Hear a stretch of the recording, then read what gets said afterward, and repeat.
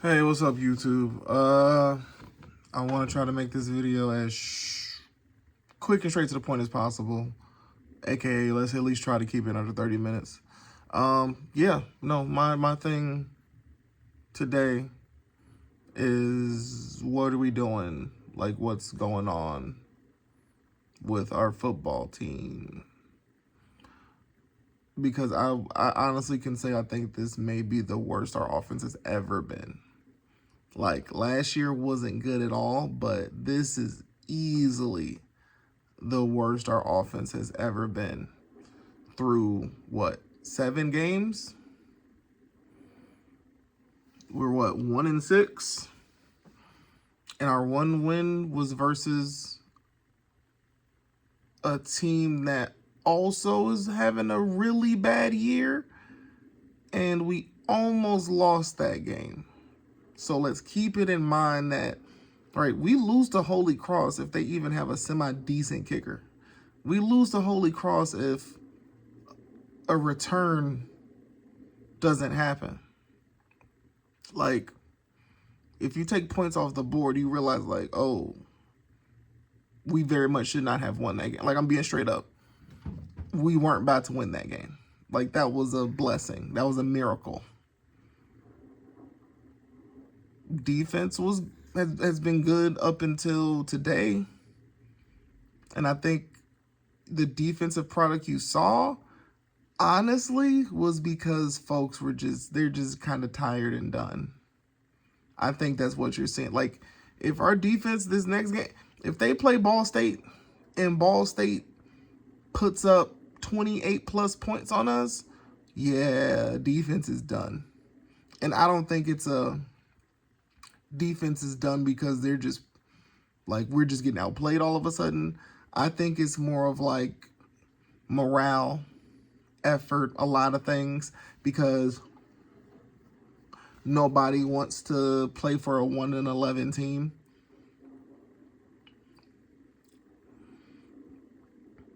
Like, they just don't. NIU, in order for anybody to take us seriously, you're going to have to make moves. You can't cheap your way out of this situation anymore. So it's either going to have to be NIU, y'all make some decisions, and yeah, they're going to be financially, like, yeah, NIU, we got to figure some things out. You got to. You got to. A lot of people get it. Everybody gets it. NIL is NIL. It's changed the entire landscape of everything. Right? As soon as you develop a player, right, somebody else with money comes in, swoops in, they take that player. We get it. NIU can still very much be a developmental program. Shoot, that's basically the group of 6. All of the group of 6, they're all developmental programs.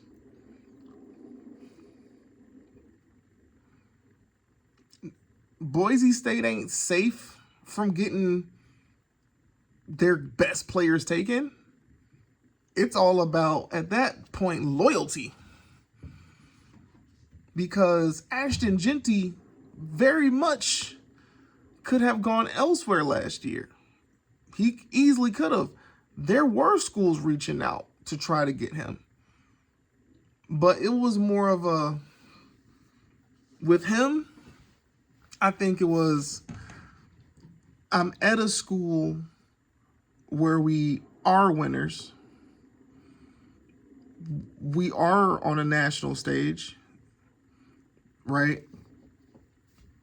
I am the guy, right? There is no, like that Boise State team, the clear-cut best player was Ashton Jeanty.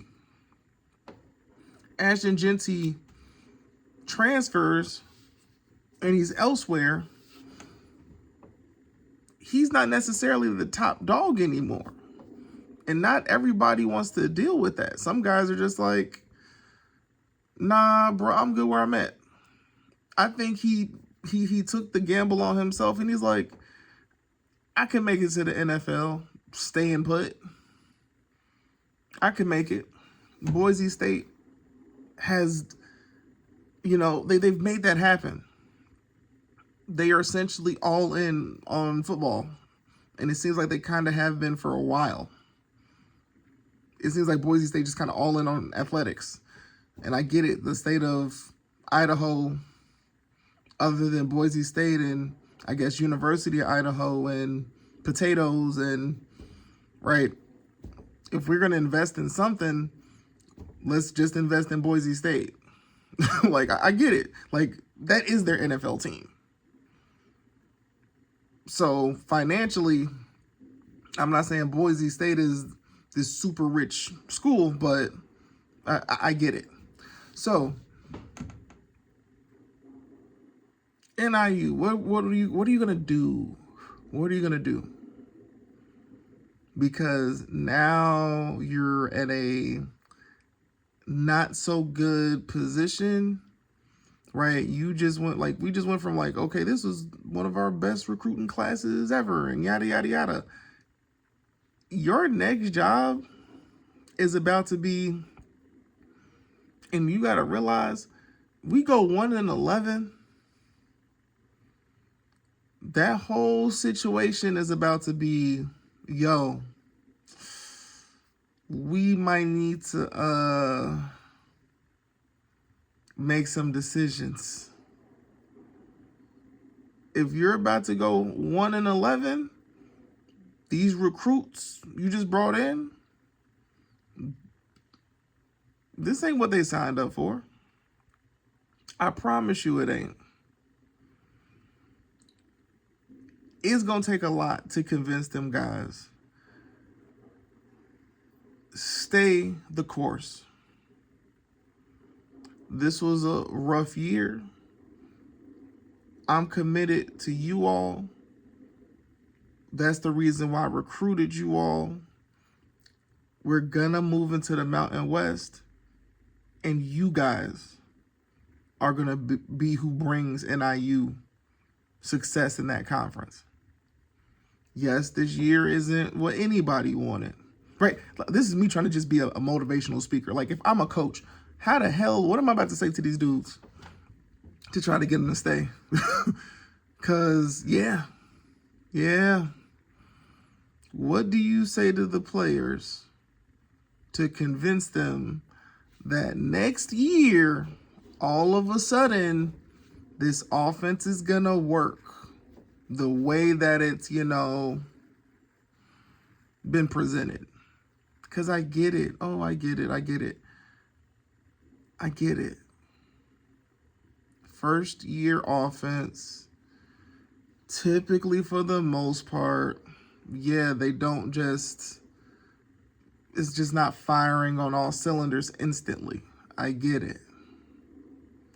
But that doesn't explain why after 7 years we are still stuck in the same cycle of, let's just not develop our quarterbacks.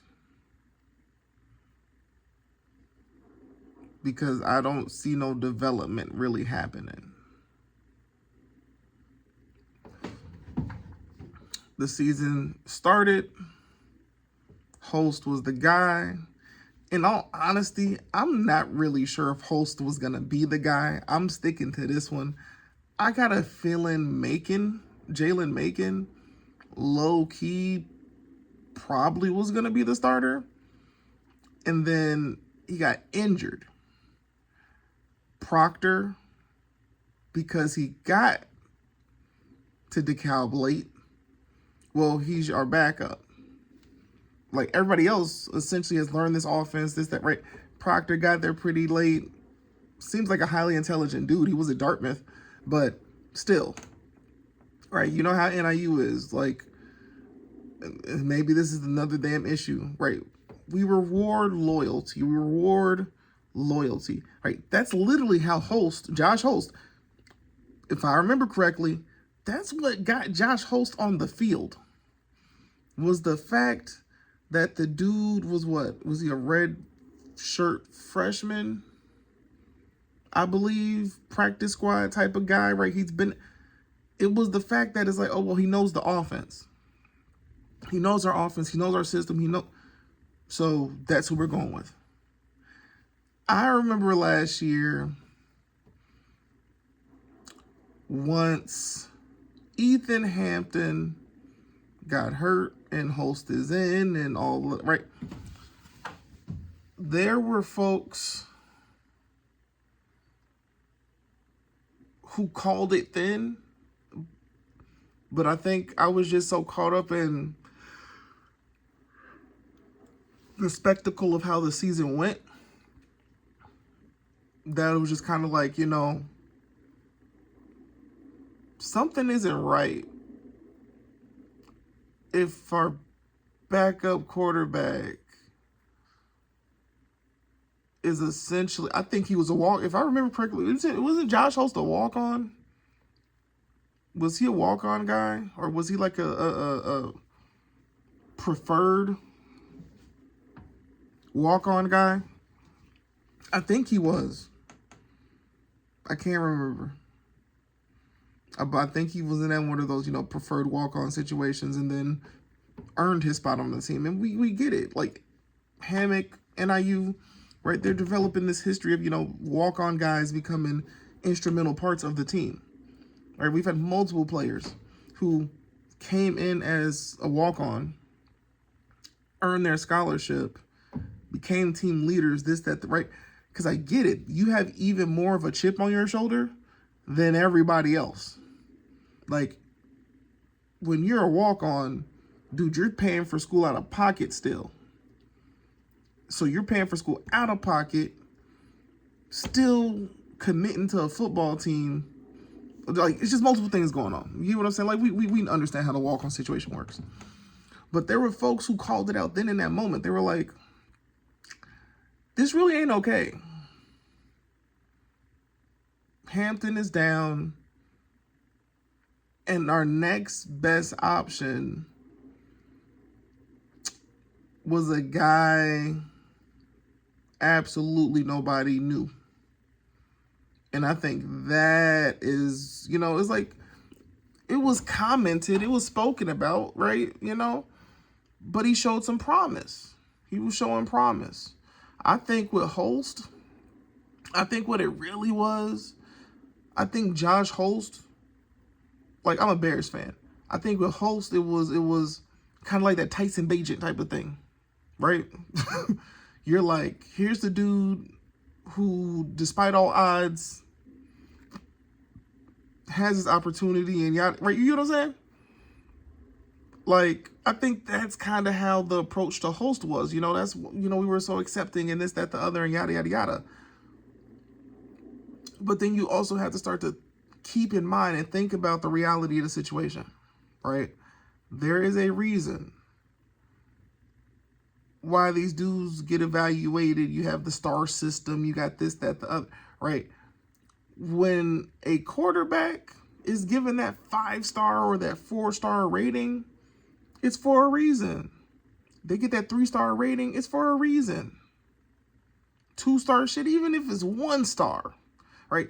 They have these ratings for a reason, right? They have some sort of skill set, arm strength, accuracy, right? Maybe the kid's a dual threat. They just got that it factor, whatever it is that's getting them these ratings. The fact that Northern Illinois University,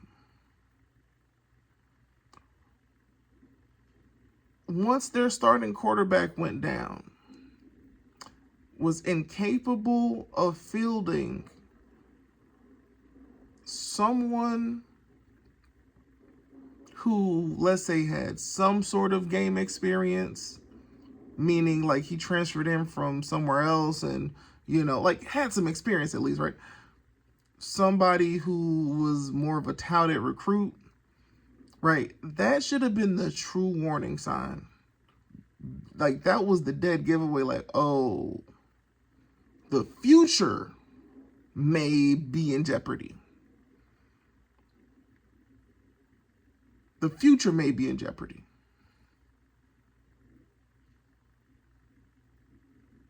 Because now we're sitting here today, and it's like we got to watch, what was it?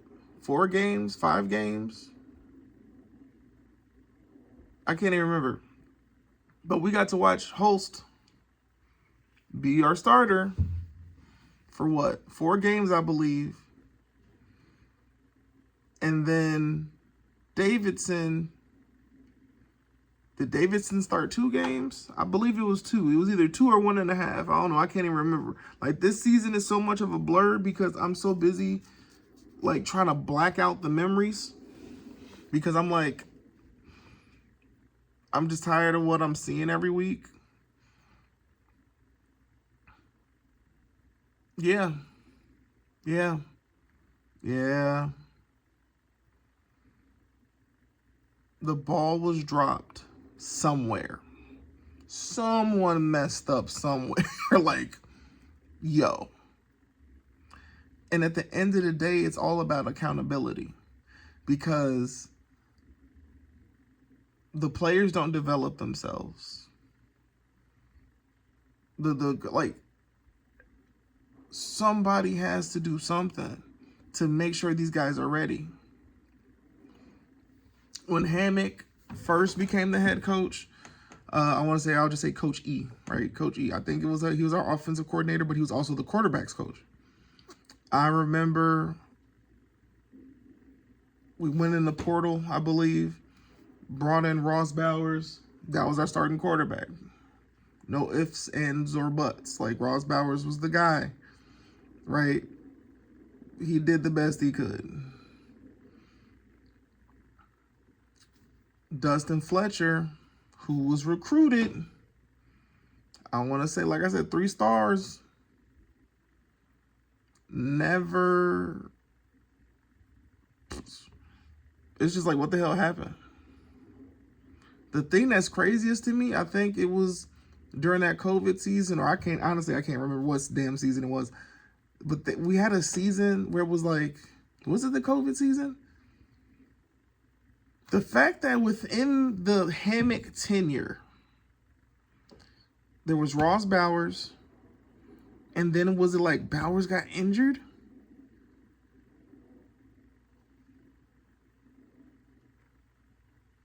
And then I remember us having a quarterback who was a straight up walk-on. Like, this dude was not under scholarship from what I remember, which is crazy. Even though you had Dustin Fletcher, like, it gets real confusing. Like, I don't know anymore, yo. I don't know anymore. Because it's like, what are we doing? It is not that difficult to understand that quarterback is the most important position on your team. Even if y'all are running the ball, quarterback is still the most important position on the team. Because guess what? Eventually, you're going to have to throw that ball. It can't just be 100% run. I don't think that there is a team left in the college landscape that only runs the ball. That don't exist anymore. I want to curse so bad. Let it sink in. Army, Navy, Air Force. All 3 of them, they even throw the ball. It may not be a ton of times a game, but even they are throwing the ball because they understand how this goes. They know they cannot be successful in today's FBS system without throwing the ball. I know it and I get it. At one point, Army could just run the ball the whole game. But then again, Army probably was going to lose that game. But they could just run the ball the entire game. Same thing for Navy. At one point, maybe 10, 15 years ago, yeah, we're just going to run the ball the whole game. If we throw that ball, pure desperation. Air Force, same thing, right? When you have the service academies realizing, like, yeah, we're still going to run the ball 85%, but we going to hit you with a few passes that you ain't going to expect. And they practice it enough that they're successful at it. Like, the service academies, I want to say specifically Navy. I think it's Navy, right? The fact that you have quarterbacks on those teams that people look at and they're like, no, that dude's the truth.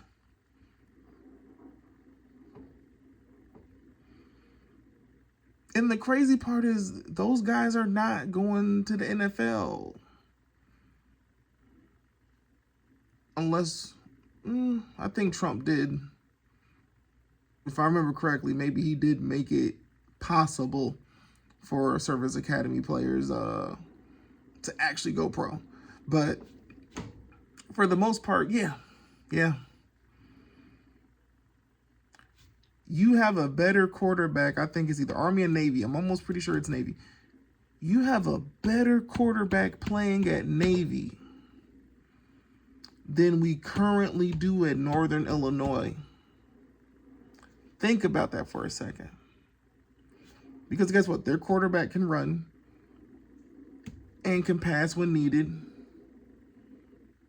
Tough as all hell, because he gotta be. And you're telling me NIU can't find anybody and make the shit happen. We suck at developing quarterbacks, and you can only blame coaching for that. It ain't the player, it's the coaching. Invest in somebody who can get these quarterbacks to where we need them to be. I don't want to say that, oh, well, we're losing games because, oh, it's just all the quarterback fault. Oh, trust me. The play calling has been atrocious. I get it. I'm not a college football coach. But whether you want to believe it or not, college football is a business. We know it's a business. That's why this whole NIL and all this stuff is happening right now. Because the players were like, y'all have been making millions on our backs for hella years. We want to get paid. That's how you know it's a business. Just like any business, the product being put out there needs to be good. Because once you start affecting the bottom line, woo, it gets bad. I don't know who Coach Hammock's agent is, but the way he was able to finesse the contract that he has needs to be studied. Because his contract, it's almost like bulletproof. If I remember correctly, his contract states something like, for a bowl game victory,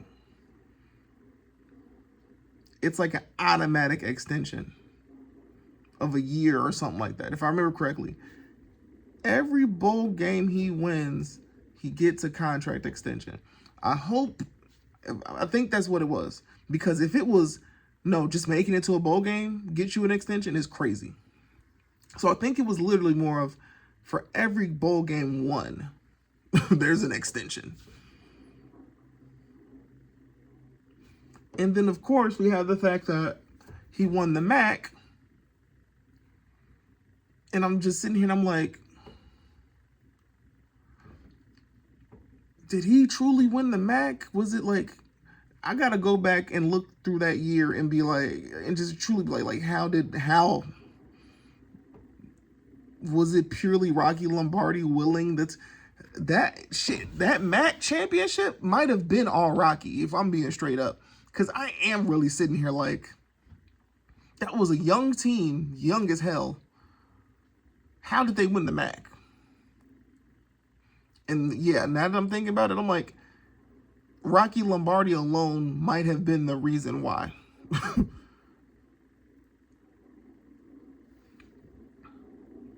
Hammock hitting on Rocky Lombardi, for the most part, got him where he is right now. Just being straight up. Just being straight up. If Rocky Lombardi doesn't come to NIU, I don't think things end up the way they end up. Like I said, we had Ross Bowers. And because we weren't developing quarterbacks, we go from Ross Bowers to needing another transfer quarterback, which was Rocky. Dustin Fletcher, no. Whatever other quarterbacks we had waiting behind him, no. It went from Ross to, I can't even remember the kid's name, which is what makes it so damn crazy to me. Because I'm like, he ended up, if I remember correctly, he ended up the starter. He ended up the starter of the team, which sounds insane the more I think about it.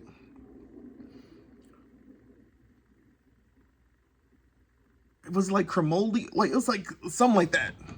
And I bet there's a bunch of people who are just like, yo, I forgot that happened. I think it was like Cremoli or something. Because I think I wasn't even watching those games. I think I was so done. I was like, nah, I can't do this one. Nah. Plus, it was like COVID in general. Everything was a hot mess. But I think Lombardi is what enabled this. And I think that's the reason why we saw things play out the way they did.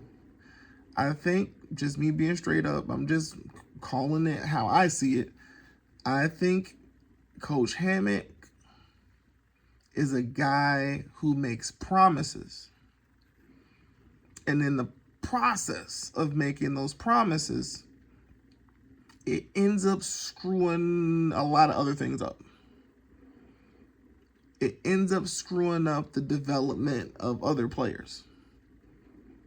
Right? Rocky, it seemed like he was at NIU for 100 years. Because it was just like every damn year the dude came back. Even last year, I thought Rocky Lombardi was actually our quarterback. Because I could have swore I had heard something saying he magically had another year of eligibility. I was fairly certain that, like, yo, how the hell did Rocky Lombardi swing this? How did he get another year? And then the season started. I was like, okay, he's not the quarterback. I was like, yo, that's how long Rocky was there, that he was able to continue. If Coach Hammock, if this is year 7, now that I think about it, if this is year 7, last year was year 6, and that was Ethan Hampton, then that means year 5, 4, and 3 were Rocky Lombardi. Year before that,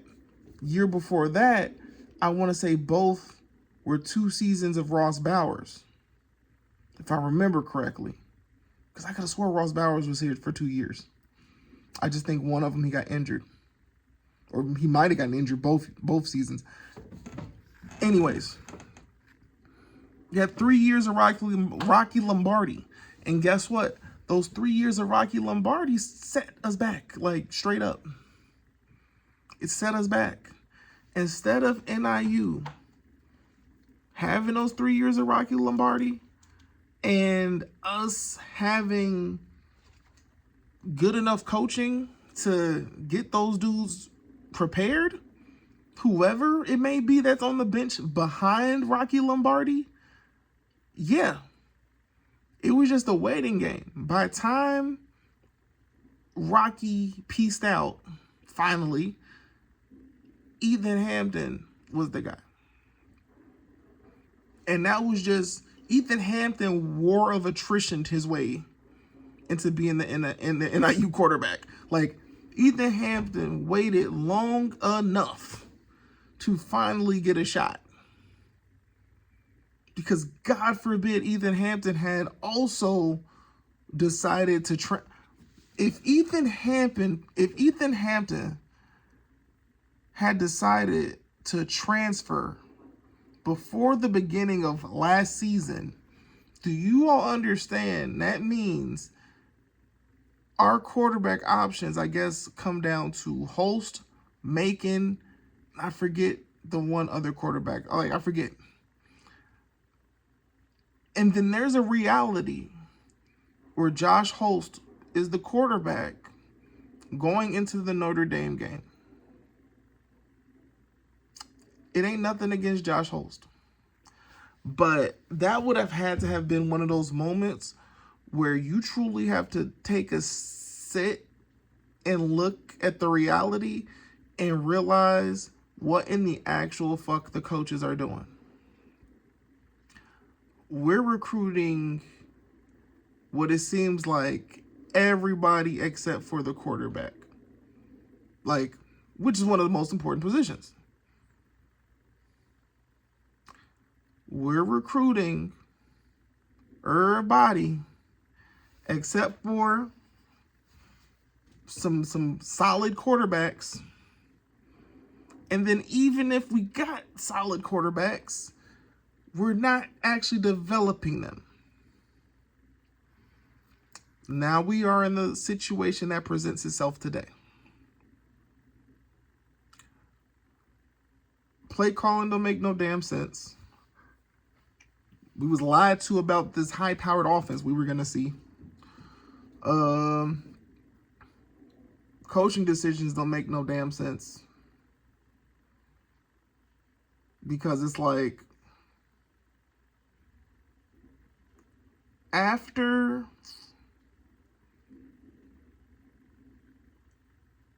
almost losing the Holy Cross, losing to Maryland, which was a winnable game, as we all know. Like, we know it was a winnable game. We all watched it. Losing to Mississippi State, which was kind of expected. Like, that was the one that was like, yeah, we probably won't win that game. But you never know. That was the game where it truly came down to QB play. If we go into that game with a decent quarterback, the outcome is different. We go into the Maryland game with a decent damn quarterback, we win the game. San Diego State, decent quarterback. Oh, guess what? We win the game. It's like we had multiple games in a row where it was like defense is going above and beyond to keep us in the game. Offense, just please score some points is all we ask of you. Nope.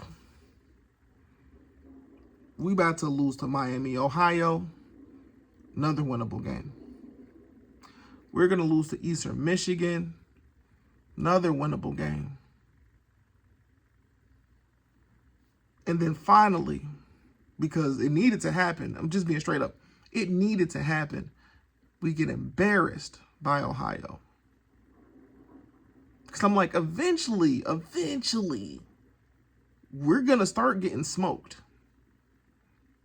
And it's not going to be because, oh, well, the defense is, well, let me rephrase that. We're going to start losing badly, not because other teams are just planning so well and they're exploiting our... No. We're going to start losing badly because the morale of the team is going to be so bad that, well, guess what? The play isn't going to be good. Because defense is going to be tired of having to be the entire team. So that effort is going to come down a bit when it's a 3-and-out, 3-and-out, 3-and-out, 3-and-out. I'll give you the benefit of the doubt. Parker Navarro, good quarterback. So, yeah. But you want to know what's really bad? Like I said, that effort. Things are starting to slowly but surely fall apart a bit. I remember watching the play today. Erweiler had Parker Navarro dead to rights. Like, it should have been straight hit stick, KO, knockout. Now, of course, at this point, I think we were already getting blown out. But it was finally one of them plays where Parker Navarro, like, no quarterback should be out there doing what that dude was doing. It was like he was playing the game on, like, rookie difficulty. Because he could not be contained. He could not be tackled. He could not be... And I don't think the dude is that good, where it's just like, you can't tackle him. Quinn Erweiler, undoubtedly the best damn tackler we have on the team, has this man dead to rights. Straight, it should have been straight knockout, KO. And he goes in with his shoulder to just like, oh, I'm just gonna like shoulder you and knock you out. And Navarro literally like bounced off of that and then did some crazy stuff and came back. And I'm just like, yeah, we're done. We are done. When our best tackler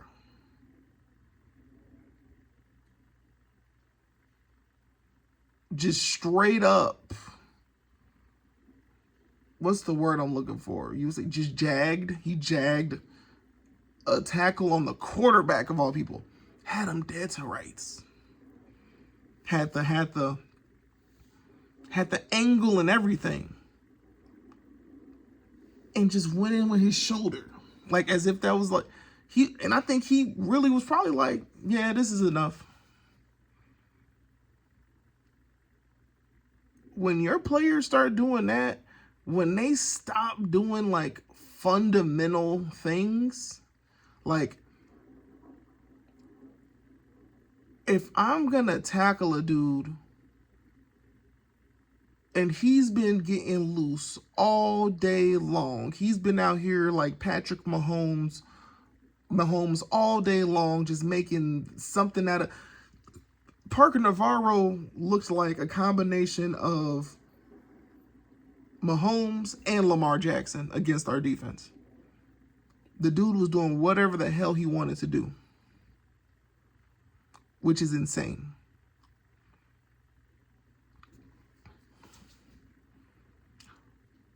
All form tackling was just completely discarded from our entire defense. Because there were so many broken tackles due to guys not form tackling. Quinn Erweiler, like I said, he just led with the shoulder. And then Navarro braced for it, bounced off of him, extended the play. Instead of running through him, form tackling, smoking him. You start doing the type of stuff that I saw our defense do when your morale is just gone. It's like you're out there playing the game, you're out there trying to have some sort of fun, but guess what? Even if you stop them, your offense is going to give the ball back, is going to get the ball back, and then they're going to go three and out, and you're going to be back on the field anyway. I think that's what happened with our defense today. Yeah, I think that's what happened with our defense today.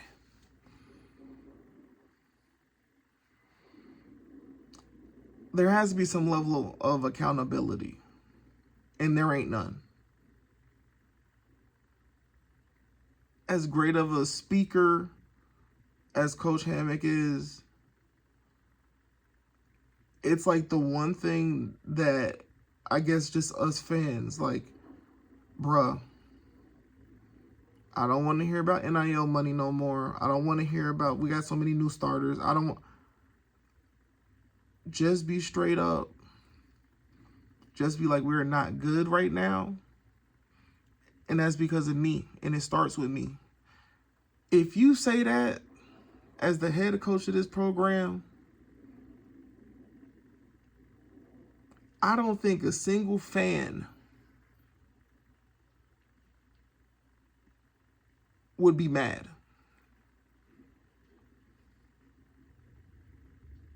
Because you're taking accountability. This is your program. You are the top guy. The only guy above you is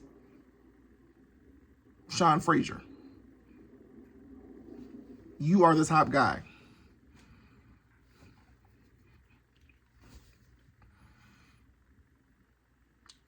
I get it. And I've always known this. Like most NIU fans know this. Bro, we're broke. We are the lowest spending athletic department. One of the lowest in all of FBS.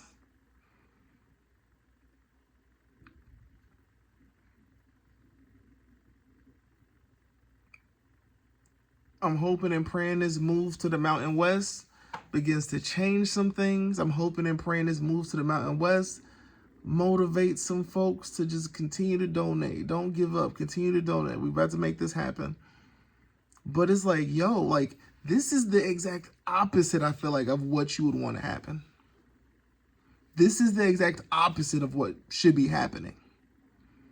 Because you have all the excitement of the conference change, right? This information essentially kind of gets leaked out about, oh, how much money NIU's making in this move. So it's like, oh, okay, no, this was very much well worth it. There's a lot of excitement. But then we see what we're seeing on the field. And nothing, absolutely nothing, is pointing to it's going to be better next year. There's nothing pointing to that. Not a damn thing.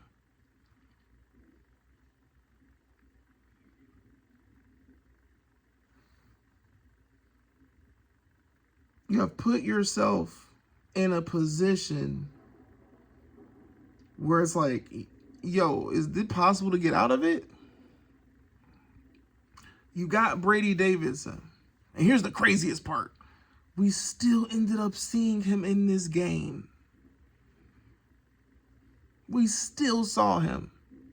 So now everybody's sitting here like, why didn't he start? Because if you at least start him for the rest of the year, the fan base can stomach that a bit more. The fan base can stomach freshmen, true freshmen. We can stomach true freshman quarterback just out there getting experience, right? He's going to make a ton more mistakes. He's also probably going to some things are going to start clicking, and he's going to begin to make those plays, make those passes, put a little more touch on some passes, right? And those overthrows now become breadbasket catches for touchdowns. Those plays where he's running out of the pocket when he doesn't need to, he's going to get that sense in that feel. Maybe I need to step up into the pocket, this, that, the other, and hit my guy, or my check down man is right there. Let me hit him. He's trying to figure that out. Why we get to this game and, okay, he's benched again. He is no longer the starter.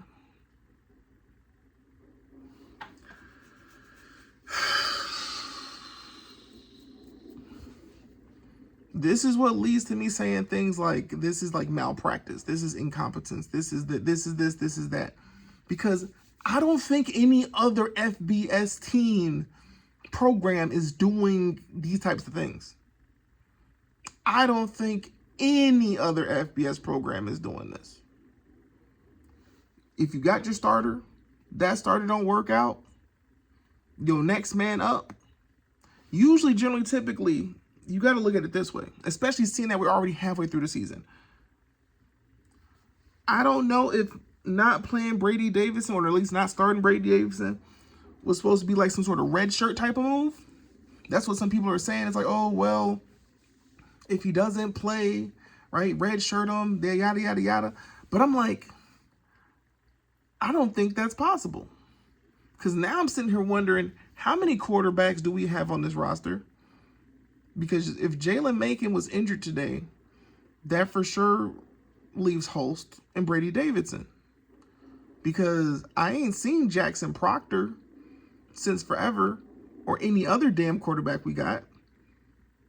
And if it was a simple situation of Holst got hurt on that last play, but you're trying to preserve Davidson's red shirt status, so he can't go out on that field.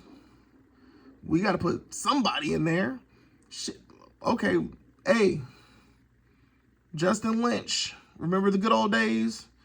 We just need you to come out here and take a few more snaps and end this game. The game is done. Just come out here and take a few snaps, and we gonna end this game. I don't think that's how that went down. Like, it just don't make sense. If it truly was I'm trying to redshirt him, so now you just burn the red shirt? Like, Holst got hurt. If that's the case, that's what I'm thinking. I'm like, this had to be like Holst was hurt, so Davidson got in. Because if Holst wasn't hurt and you put Davidson in during garbage time, like, what are we doing? Those are the types of things that make the fan base, that make the donors, that make the people who actually care sit here and wonder, like, do we know what we're actually doing? Because it's year 7 and this don't look like something. This looked like year 1 type coaching.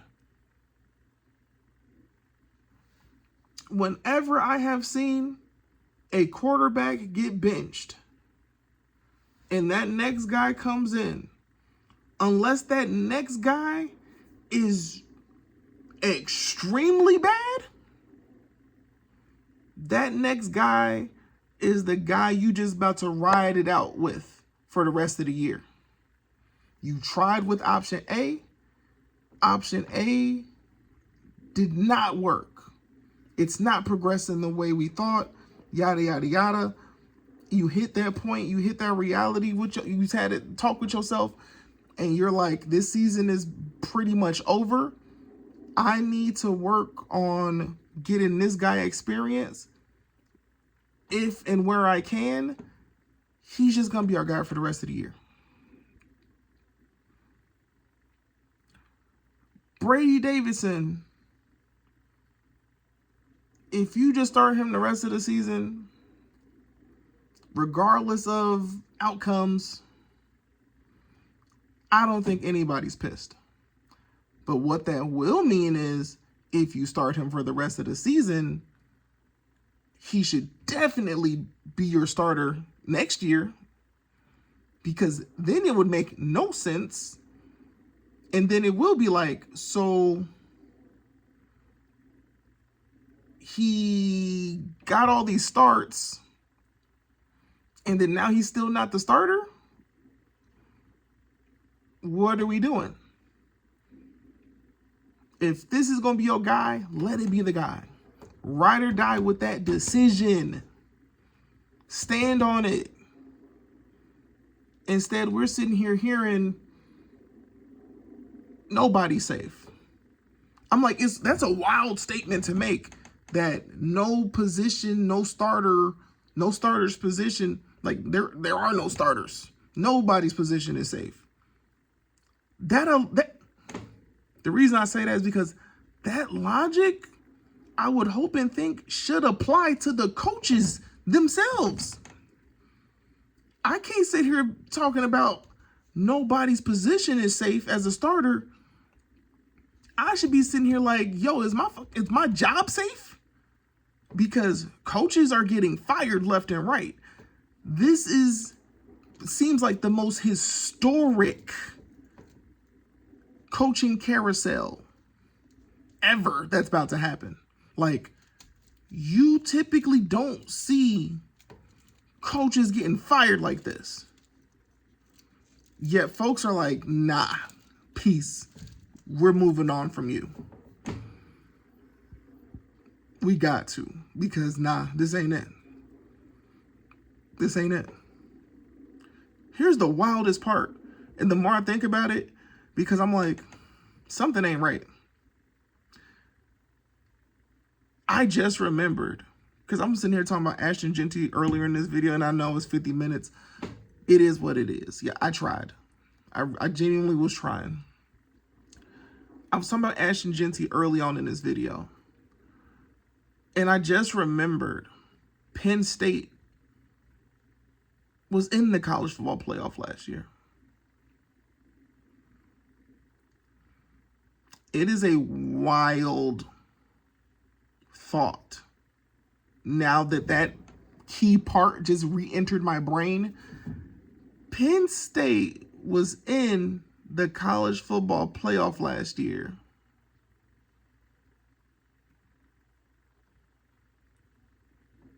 And then y'all fired your head coach the next season? And I get it. They lost some games that seemed like no type of losses, right? I can't even say that, because it wasn't like, here's Penn State. Yeah, we just lost to like Ohio. We're Penn State and we just lost to NIU. We're Penn State. Using that logic, Freeman should have been fired last year after NIU beat them. Using that logic, the more it hits me now, them firing James Franklin is insane. Because I don't really remember the last time Penn State had like a really bad season where it was just like, oh, this is a joke of a team. I can't think of it. Penn State, for the most part, has been a contender in the Big Ten for a hot ass minute. The Big Ten typically almost always was coming down to, it's either going to be Ohio State, Michigan, or Penn State. Those were like almost 3-4 sure teams. Everybody else, it was just kind of, who's going to be the fourth team that's in the mix?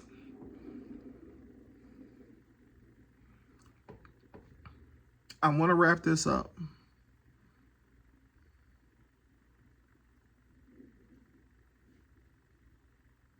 I feel like we've reached a point where you almost kind of have to move on from Coach Hammock.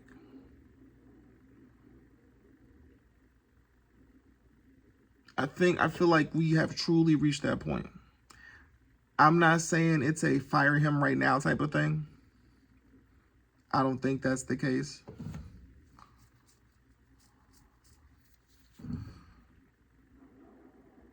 If you were to fire him,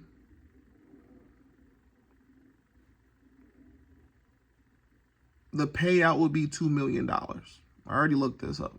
Payout would be $2 million. The thing that's so crazy is that you would think that, okay, that should be doable. We should be able to pay that. Like, we should be able to pay that and move on with life. We should be able to pay that and move on with life. But because NIU has operated at such a low number for so long, it's like, wait, do we have the money to cut him? To fire him? Is this going to be a situation where he just gets to continue on because we just can't afford it? Is that what's about to go down?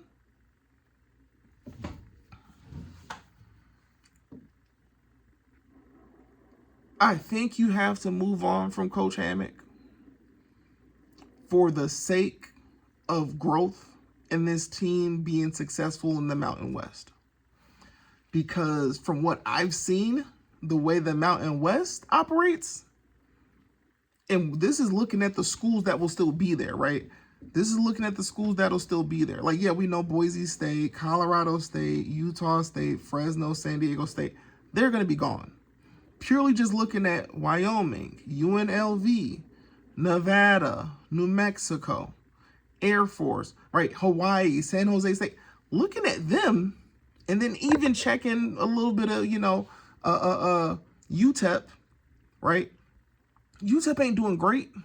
Not at all. Not even minus. UTEP, we can at least say tried. Like, UTEP went in that damn transfer portal. They got a quarterback who at one point was highly touted. Come to find out, it's fall from grace. Like, that dude, however he was in high school is not who he is now. Right? So things did not work out with that quarterback at UTEP. But they at least tried. UTEP is more on a come up than it looks like NIU is. Right? UTEP is truly trying. They're trying to make at least some sort of effort to prepare themselves for the Mountain West. NIU, we look like we're regressing. And I think it's going to only get worse. Why NIU has to make a change? Because, like I said, you can't go 7 years and completely fail at A, developing a quarterback, and B, A, developing a quarterback, or B, being able to successfully recruit a transfer quarterback. If you ain't developing quarterbacks, at least find a way to get transfer quarterbacks in here. And I get it. It's NIL.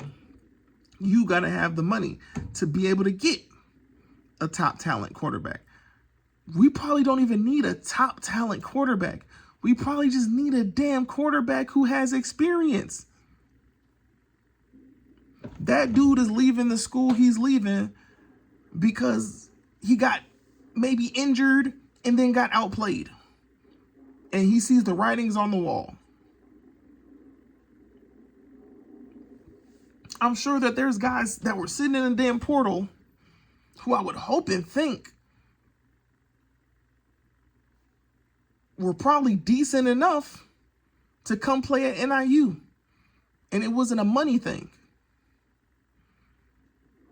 There were probably guys in that portal that probably, just like Rocky Lombardi, if you're like, yo, we want you to come here and you're going to be our guy. You got 2 years of eligibility left. I can promise you, you will be the guy for the next 2 years. No matter what. You'll be the guy the next 2 years, and we're working on developing this guy. That's what we're going to do here. We can't even do that. We have failed at doing that. We have failed at bringing in a transfer quarterback. Because I feel like it's more of a I don't care type of thing. That's bad. Because you can't tell me.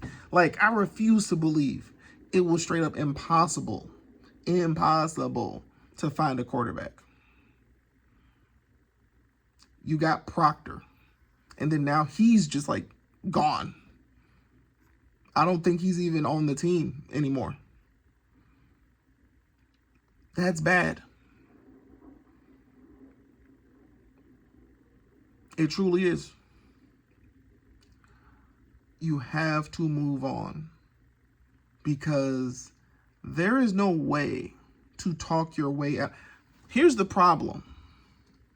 Folks don't want to ask the damn question. And I would be straight up. If this is how my head coach is responding to criticism, nah, fuck that. the questions that you're being grilled about that ain't so nice is because, well, last week you blamed it on NIL. The other week you blamed it on, well, they don't got the experience of starters. The other week you blamed it on the transfer portal. The other week, eventually it hits the point where it's like, okay, we are 1-11. So now what is it? What are we going to blame it on this time? Accountability is not, there is none. You move on from Coach Hammock. Pay him, salute him for his time and service. Like, nobody is ever going to doubt his loyalty and his love for NIU. We all know that. And then on top of that, you got him at a bargain. I get it. He's one of the lowest paid FBS coaches in the country. But still at the same time, because he was able to pull off a conference championship, I want to say two bowl wins,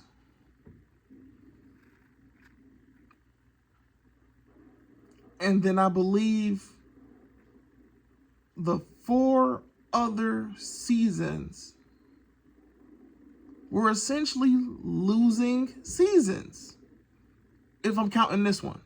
Yeah. That means in 7 years, Coach Hammock has had 4 sub 500 seasons, if I'm remembering this correctly. I believe it was 4 of them. I'll check that later. Somebody can fact check me on that one. But I think it was 4 of them. I think it was 4 sub 500 seasons. If not 4, at least 3. And in all 7 of these seasons, the closest thing to a developed quarterback we've had was Ethan Hampton. And clearly he was not developed.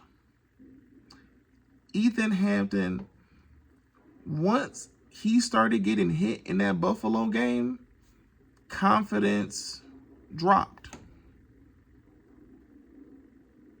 The first game of the season, great. Beat Notre Dame. That skyrocketed this dude to the moon. And then that loss to Buffalo, I think that was killer. That was killer. And then we lose to NC State.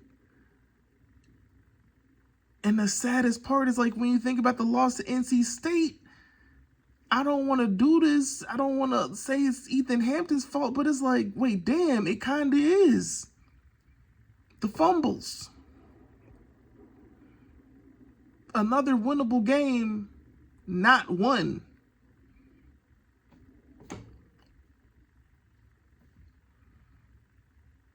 Yeah, it's 2025. NIU had success when they had it because they were able to transition from quarterback to quarterback to quarterback to quarterback. They were able to transition to these different quarterbacks. Rocky Lombardi is not a quarterback that the Hammock coaching staff developed. Rocky Lombardi was Rocky Lombardi. I promise you.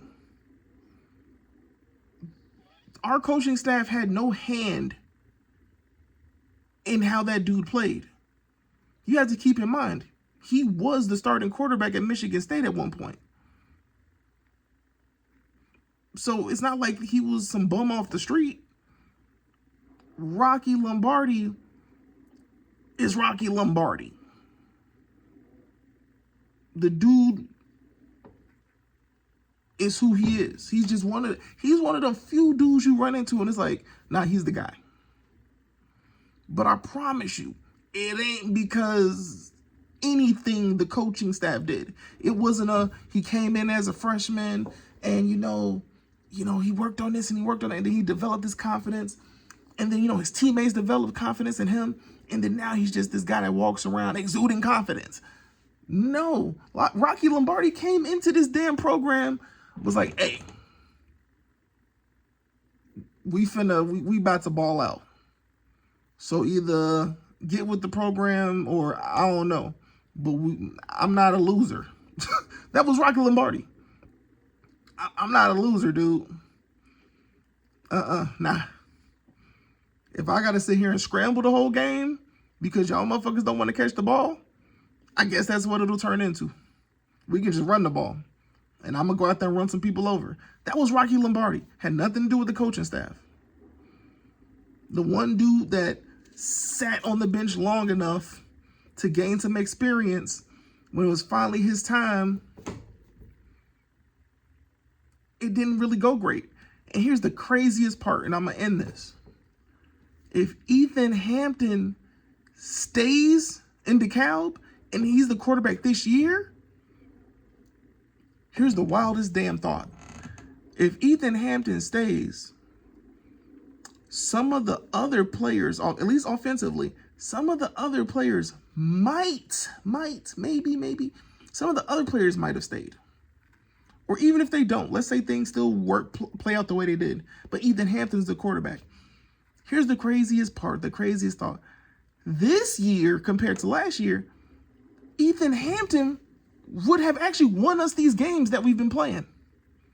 If defense is playing the way it is, and now you have an Ethan Hampton that has this true starting quarterback experience under his belt, he's like, yeah, we're about to come out here, we're about to do this, Ethan Hampton beats Maryland. He beats San Diego State. He would have beat Eastern Michigan. He would have beat Ethan Hampton would have been a serviceable enough quarterback that we would have actually won these games that we could not score anything. Because he would have been the one quarterback you had on the roster that's been on this team for so damn long that's our guy. That's our leader. He went through what he went through last year. He worked his ass off in the offseason. No, instead, dude pieced the fuck out. He was like, nah, I'm gone. Now he's just like a backup in Champaign. He's just chilling. Let that sink in.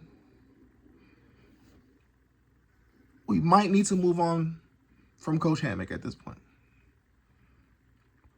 And I don't know if that is you just fire him, pay him what is owed, and try to offer make an offer to a Pat Fitzgerald, and was like, yo, here's the bet. We can do $1 million. We can do 1.25 mil. We can do 1.5 mil. But we need like college football leadership going into the Mountain West. This is what I know. NIU, if you move on from Coach Hammock, you need a coach, because I don't think we would be able to pull this off anyway. Either you need a top offensive coordinator, which, like I said, I don't think we're going to pull that off. But you either need a top offensive coordinator, or you need to go get a proven head coach. This is probably going to be somebody that's older, right? It'll be an older coach. Get a proven head coach who's willing to shake off the rust and get back into the saddle. You got a Pat Fitzgerald who would be a perfect, like, home run hire if you think about it. The dude is set on money. Like, let's be honest, let's be for real. Like, money, I think he's good. I think he's good in the money department. Even then, right, you would still pay him a decent amount. This allows him to stay in Illinois, his family, raise his kids, and do what he does best in the state of Illinois. He's a strong coach. Like, for a dude that stayed at who went to Northwestern, stayed at Northwestern, he only coached at Northwestern. And let's be honest, Northwestern football competed in the Big Ten. It's rough. And throughout all those years, he was able to make some winning squads to the point where you had to look at Northwestern and be like, yo, how he ended at Northwestern, I get it. That was probably the all-time low. I think they had a one-win season. One of those last seasons he had, I think, was a one-win season. And then whatever the hell stuff happened, and then you come to find out it's essentially a false accusation. He had no knowledge of any of the hazing or this, that, the other. Pat Fitzgerald would have been at Northwestern until the day he died. It's that simple. And the fact that went down and he's not coaching there, and it's been a few years now, right? It's been a few years.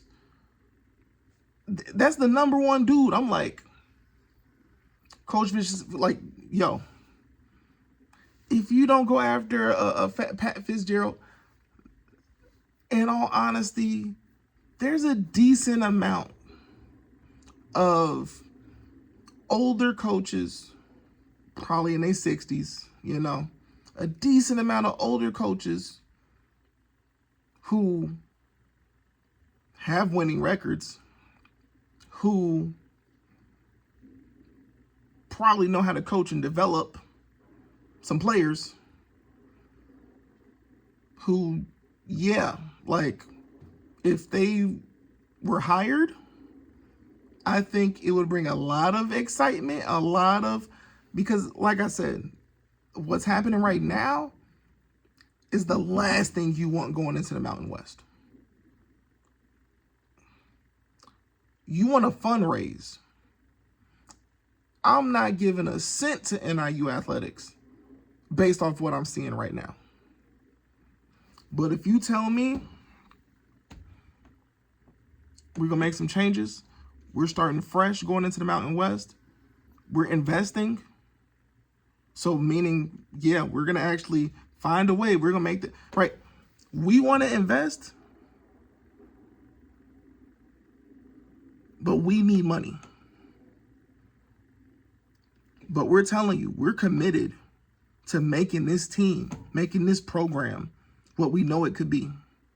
That's how you get folks to continue donating. If you go hire random offensive coordinator who played at NIU in 1995 and they have no head coaching experience and is not like I might legit be done. NIU needs to make what you would consider a splash hire. I'm not saying just go throw money at anybody, but you have guys out there that would be legitimate hires. They would be legitimate hires. And some of them are just chilling around these college campuses. How many of these former coaches have some sort of special assistant? They just have these special assistant roles or whatever. I promise you, there's a nice chunk of these dudes who honestly straight up, they're like, bruh, I know I could still coach. I know I can come take over one of these programs and let me get back in the saddle. The number just has to be right. I know we can't afford, we're not UNLV. We're not UNLV. That's not going to happen. But NIU has to kind of, come to 2025 standards And yeah, you might have to spend like 1.25 million on a coach. And then whatever damn contract you decide to sign that coach to, yeah, let's make sure it ain't 1,000 different little stipulations and all sorts of who knows what in that contract. So if things do go south, you're now not stuck. Like we gotta get a little smarter with them contracts. Like how we got a law school and this is how we operating. That's all I really got to say. Like NIU, Sean Frazier, we come on. We can't go into the Mountain West like this. If you make a move happen and you're like, we want to make sure this program is in good hands. We want to make sure whoever is the next coach of this program, every single one of you fans will be proud, will be happy, will be overjoyed with that hire.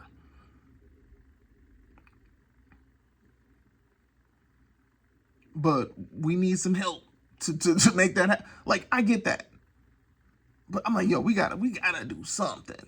You gotta do something, bro. Like, it becomes very obvious and apparent that certain things are happening. And it's like, that's just unacceptable. It is.